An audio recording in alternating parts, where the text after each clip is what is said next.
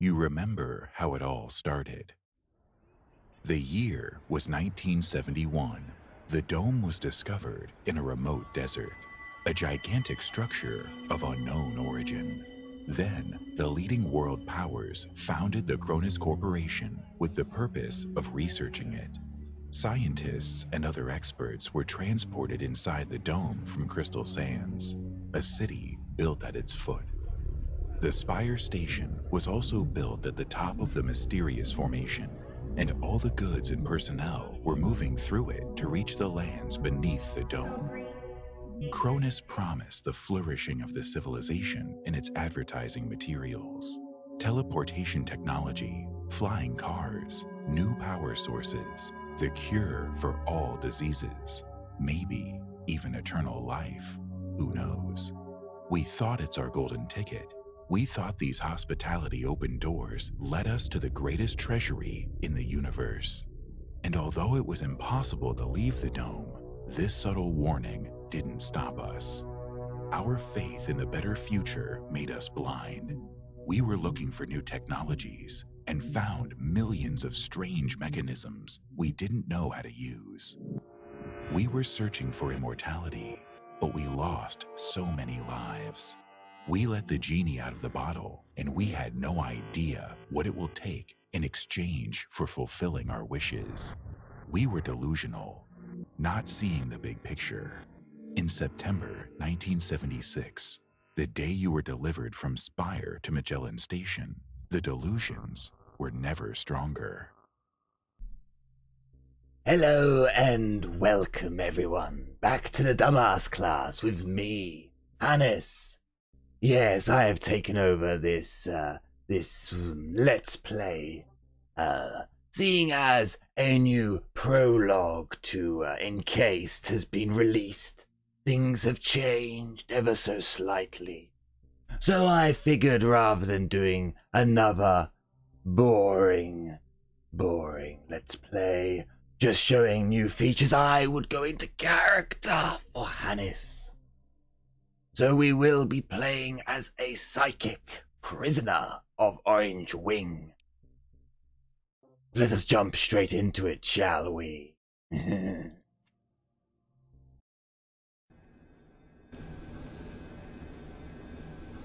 So, most of the game I will not be doing Hannis's voice, but yes, I am playing Hannis.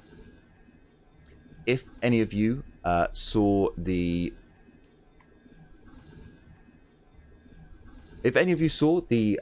tabletop RPG that my friend Geddy GM'd for us, which was Vampire the Masquerade V20, that was my character in the game, Hannis, some creepy Nosferatu. I enjoyed playing him, so we're going to bring him into this game and actually voice him for some parts. Now, I'm going to let you all know I've already spoken to these guys. I have played through the prologue before, the new prologue. So these guys, they don't change their conversations from last time. So we're not actually going to bother speaking to them. Hannis is a bit of a loner. He doesn't really like talking to people. Given that I've only got 2 charisma, I think it makes sense. He's just going to mind his own business and gaze out through the porthole and watch the ground slowly approach. It looks brown-black through the tinted glass and smoky blue at the horizon. The clouds pull apart from one another like cotton candy. You carefully review the briefing. When you arrive on the ground, they'll deliver you to the base, where you'll be assigned to one of the dome's many enormous construction sites. Though even working all day beneath the burning sun would be preferable to being one of the White Wing subjects, what you heard about their human experiments during the briefing was not encouraging. Just as you're about to move away from the window, you notice a whirlwind beginning to form above the Orkira Plains. The gathering storm drifts unhurriedly above the desert. A crown of green lightning flashes at the center. Clearly not an ordinary weather phenomena.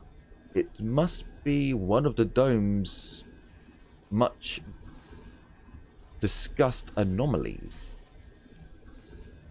Shrink back in horror from the wait and see what happens when the whirlwind touches down. This is the end of the Cold War. Is it?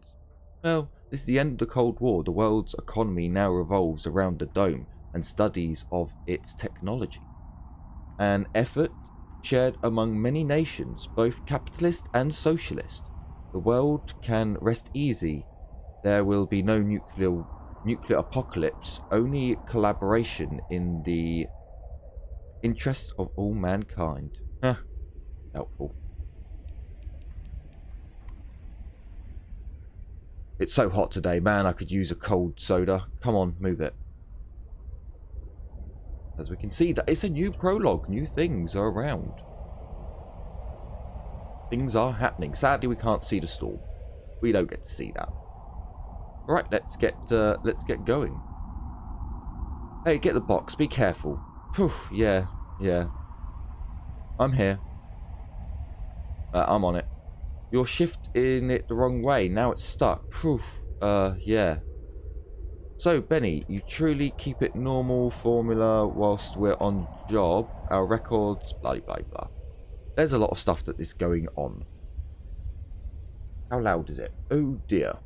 Can I? Settings.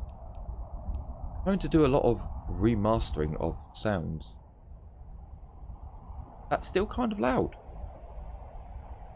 Let's bring it down to about there. And take that to there. Then take that to there. Okay, we'll see how that is. It still looks really loud on.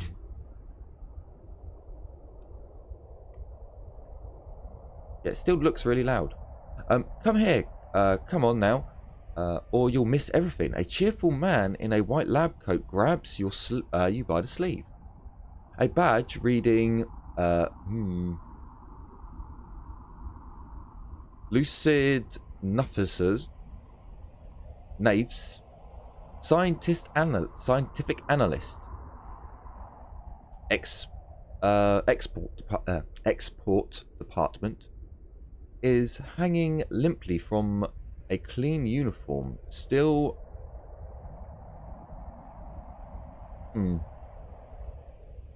something of washing powder. I don't know what that word is. Look over there. He gestures, sweeping upwards, and hands you his folded binoculars. Take a look at what he's pointing at. You raise the binoculars to your eyes. 4 times magnified, the whirling cloud above the rust-coloured plains looks even stranger. Its core glows with flickering green lights and flashes rhythmically, and that rhythm seems to form a complex pattern. He bends closer to your ear. Fascinating. Do you want me to set up some filters? If we interpret the red and blue spectrum, we'll see something amazing. It's like a signal, some kind of message.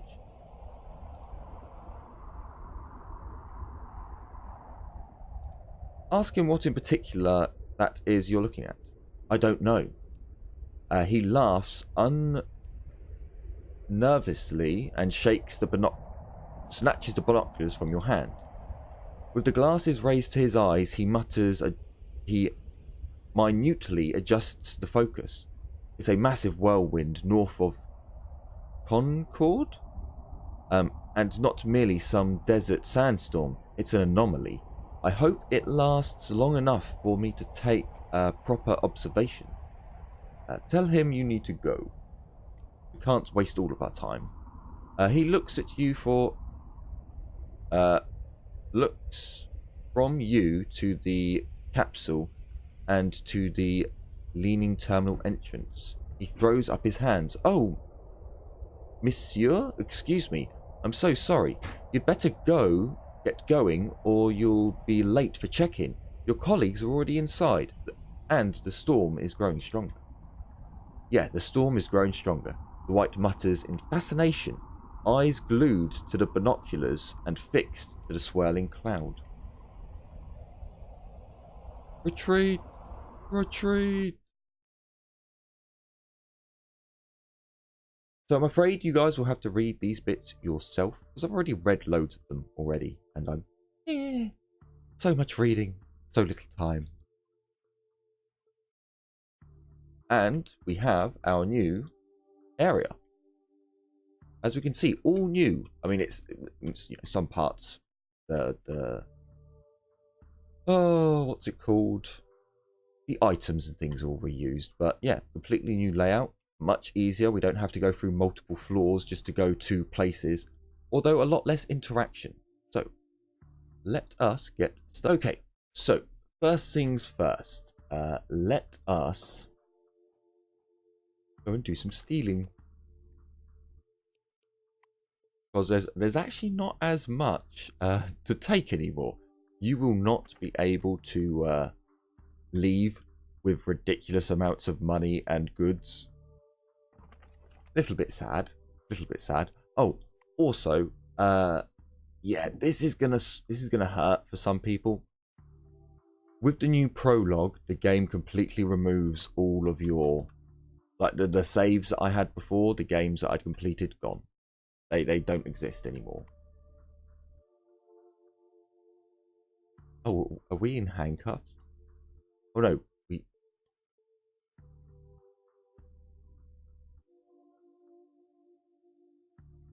hang on.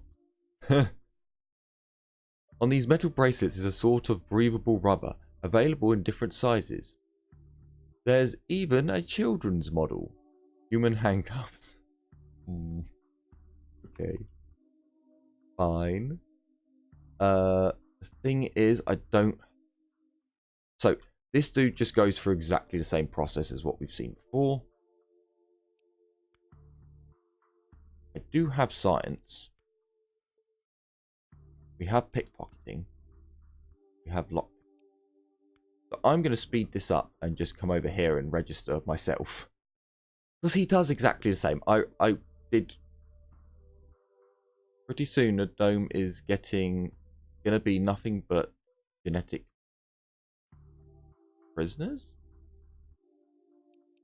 See. So yeah, we go into the computer. We're going to register. You enter the system data. Welcome to Cronus. I mean, this doesn't actually, you stick your select throne in, and you come up with your color, which is orange. And then this stuff is just it's exactly the same. Collect your uniform. It's just a task register. Anything? No, I don't think there was actually anything new there. Now the only thing we can do is talk to this dude. A silver wearing a thick, glittering spectacles is sitting on an orange couch, playing nervously with his badge, which reads Monty James. A large suitcase rests at his feet with a leaflet above the dome. What? Oh, a leaflet about the dome perched on top. He raises a hand and studies your face with a squint. It's you. How do you like the inside of the dome? Oh. I expected something more, something greater. Not this. Corridors and couches, and it is just underwhelming. The Silver adjusts his spectacles. You don't have to tell me twice. At first, you're babbling with enthusiasm. Bubbling with enthusiasm, and feel like you're making history. And then you discover they somehow left you off the new recruit list. He smirks joyously. Right now, there are more important things to worry about than history. Offer to try and register him at the terminal. Monty looks up from where he's toying with a hangnail. Are you for real? That would be incredibly helpful. Maybe my optimism about this place and the people working here was justified after all. You've evidently cheered him up by quite a lot. Well, let's go over to the terminal. Da-da-da-da. Register. We register him. I'm sorry, I do realise I'm going through this fairly quickly. It's just, there are some things that I know. And it just seems like I'd be wasting your time to read through all of that, in many respects, nonsense. Let's just get it, let's get moving on. Tell him you've registered him. So I missed out a little bit there. Monty takes off his spectacles, raises them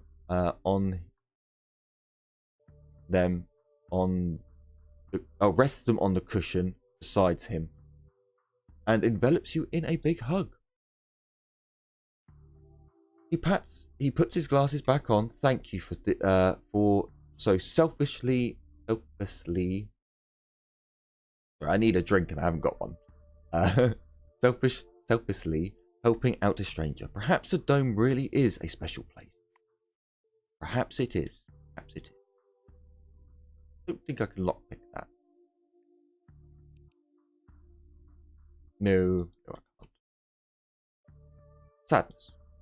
I don't think I need to talk to him. Yeah, I don't.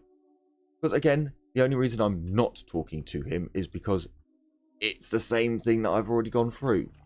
Except from with an orange character. But to be honest with you, I don't think there's going to be that much difference between the two. Yeah, just my gut feeling. Oh no, we didn't find anything. Judas. Okay.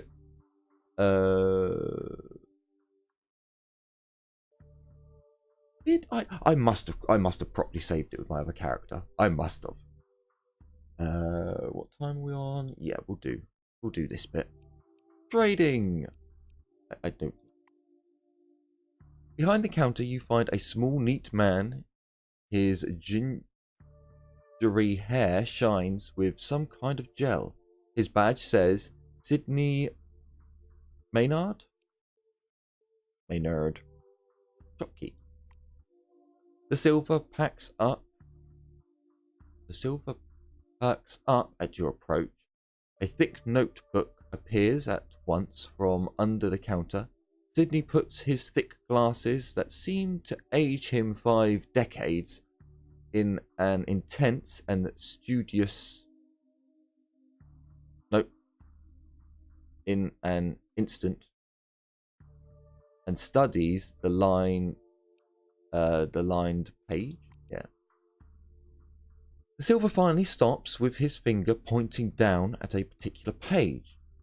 This is your uniform requisition, right? You can also purchase any equipment you need for the desert directly from me. Ask him to issue your equipment.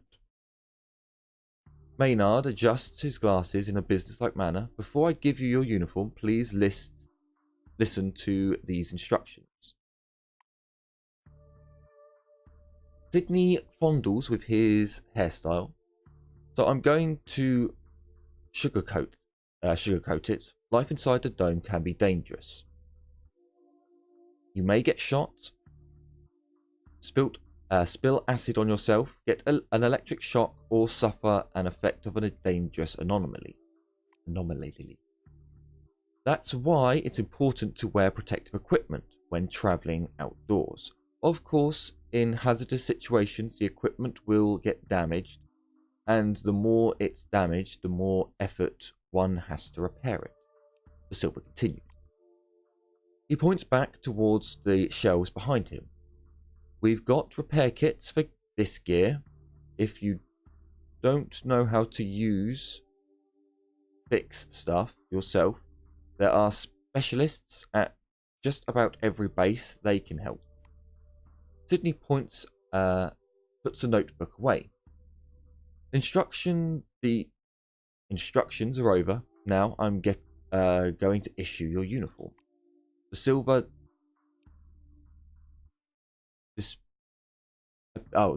disappears into the back for a while and returns with a small package. Unfolding the package, Maynard shows you a brand spanking new uniform. Sydney fingers an orange jump jacket, pants, and heavy boots. Jackpot. You got a brand new set. That's right. A lot of folks in the orange wing have to make do with rags. He raises a finger. One important thing.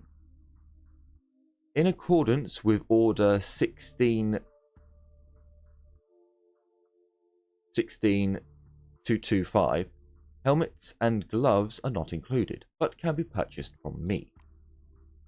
Sydney slips the uniform under the counter, from where sounds a metallic click. The shopkeeper nods at the box in front of you. Go ahead and collect your uniform. Enjoy.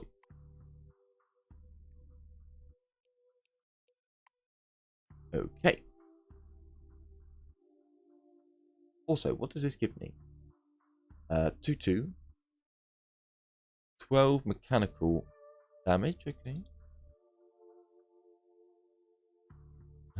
A tiny bit of extra movement speed. Okay, so... Oh, actually, sorry. I'm off. I don't think that's the orange. No, it's not. So, this is the gear that you would normally get. However, I love the game so much, I did buy the DLC, basically to support the game, which gave me the gun here, which isn't that good. It's okay, you know, for a free weapon, it's pretty good. Like for Hannis, it's amazing, but for my other character, not so much. And I also got these boots. So these boots are clearly better than our volunteer crap. But we're also going to buy some stuff. Now, I'm going to buy some stuff and then we'll probably end the episode off. I just want to see what you've got. Yeah, I don't need to go through that. So, as you can see, they don't have a lot. In fact, they have very, very, very little. And the simple fact is, we don't have that much to trade. I'm pretty sure the game has done this for a reason. So let's actually put... I'm not going to sell that just yet because I don't know if I need it. So we want 5, 5, 8. It's just better to trade with money first.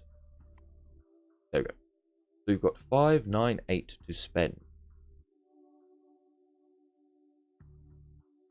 So realistically, I mean, that gives me 4 defense, that gives me 4 defense, but that's a bit more. Let's go with that as our head.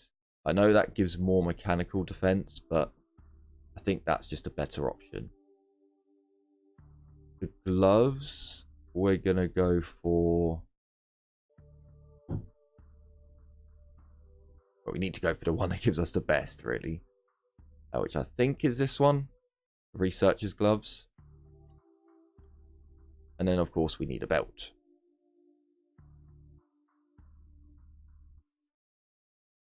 We definitely don't want to go for the work belt.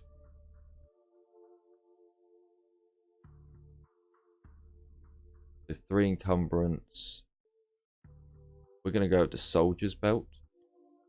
And yes, we need to buy a shovel. Don't ask. You'll find out later. Yes, I think that's good enough. So we want to go 176. Except I didn't buy the shovel in my game, and I was very, very sad. I was very, very sad. Also, I could sell that. I completely forgot I could sell my boots.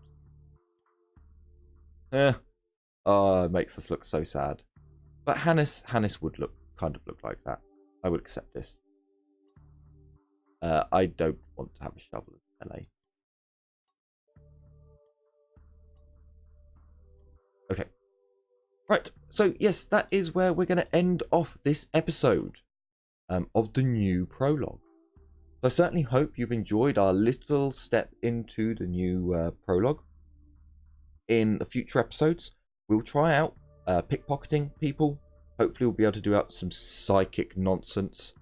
And we'll carry on with what is new to be seen. So thank you very much for watching, liking and supporting my channel. I certainly do hope that I got the right date here and that you all have a very happy holiday season. As I believe for those Christians out there and those of us who just like to celebrate Christmas, it is Christmas Eve, I hope. And for those of you who don't celebrate Christmas, just happy drinking holidays. Take care, everyone, and as always, bye-bye for now.